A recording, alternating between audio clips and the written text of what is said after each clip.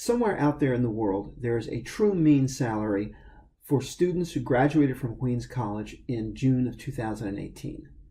We don't have the ability, we don't have the resources to survey every single student and find out what his or her starting salary was, but we do have the ability to take a sample. And with that sample, we're going to try to estimate what the correct population mean would be. How do we go about doing that? Let's take a look. I have here a population distribution of all of the students who graduated in 2018 in June. And my population distribution happens to be a normal shape distribution. And let's see what happens if we draw some samples from it. I'll draw my first sample. And this sample is off there to the left of the graph. And it has a mean about there. We'll call that x bar 1. Perhaps I could have drawn this sample that has a mean of x bar 2. I also could have drawn this sample over here that has a mean of x bar 3. I could have drawn any one of a number of possible samples from this population. Summarizing though, we can see here that x bar 1 is quite a ways away from the true population mean, which again, we never really are going to know. X bar 2 is very close to the true population mean, and x bar 3 is somewhat in between the two. Remember, we selected these samples completely at random. We could have selected any number of samples and each would have a different mean and a different distribution. That distribution might or might not have included the true population mean.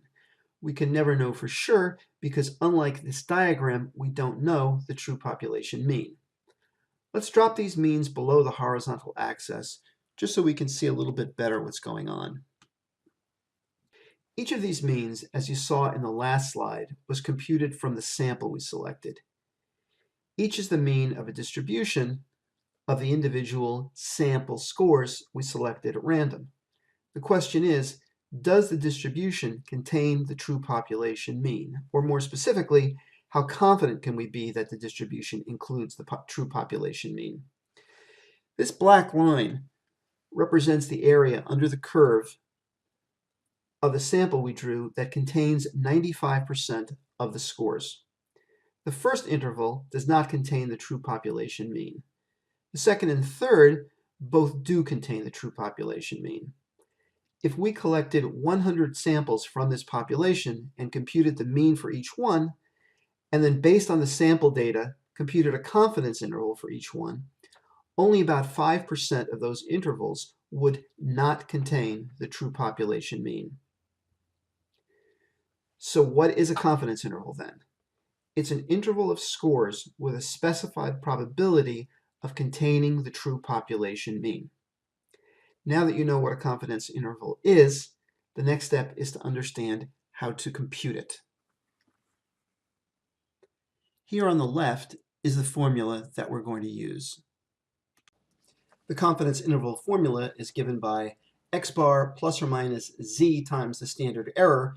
The standard error is the standard deviation divided by the square root of the sample size. Students are often confused by this plus or minus thing, so I can illustrate what's going on by showing you this distribution on the right-hand side. The lower boundary of our interval is given by x bar minus z times the standard error. The upper bound of our interval is given by x bar plus z times the standard error. In case you're wondering where that confidence interval formula came from, it's derived from our z formula. What we do is we start with that formula. We multiply both sides of this equation by the standard error. Then we subtract x bar from both sides of the equation and multiply both sides of the equation by -1 to get rid of those negatives. Okay, the important thing to remember here is what I have on this screen. The confidence interval formula, and then you can see that the standard error is given by the standard deviation of the population divided by the square root of the sample size. And I hope you'll understand here that as the sample size n goes up, the standard error is going to go down.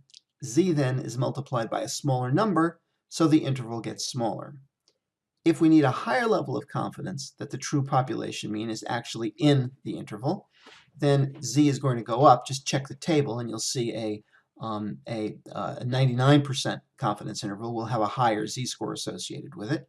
So of course, as z goes up, then you do the multiplication and the interval as a whole gets wider. In the next video, we'll work on solving some problems with some actual numbers.